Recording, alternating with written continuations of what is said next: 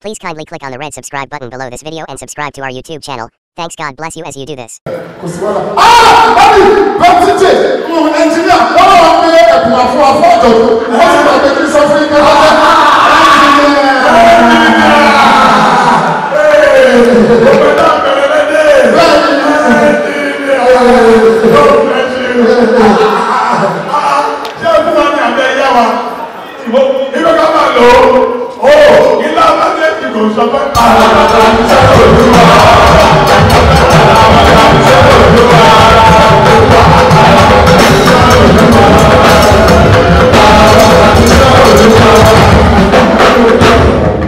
bless you. Sir? Okay, sir.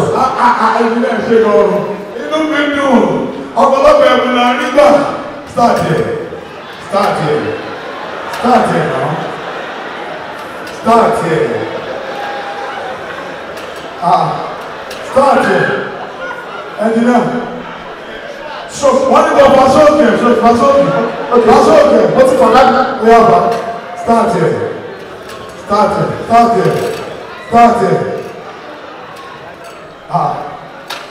Engineer, we are Rafa. I'm not Rafa.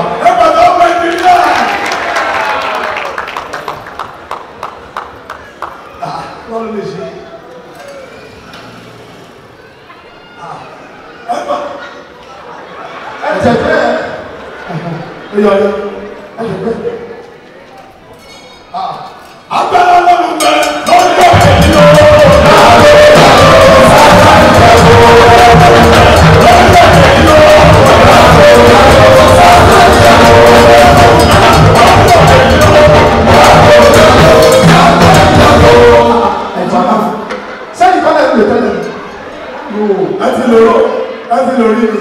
Daddy, what are you going to do? You are going to be for some.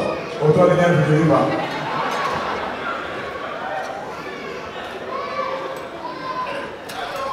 Hey! Daddy! Engineer! You are pushing out.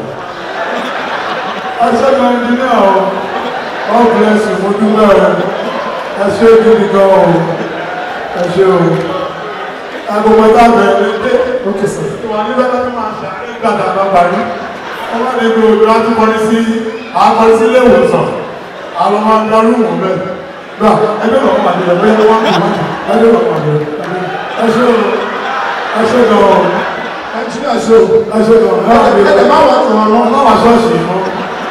That's all. That's the person. What the let me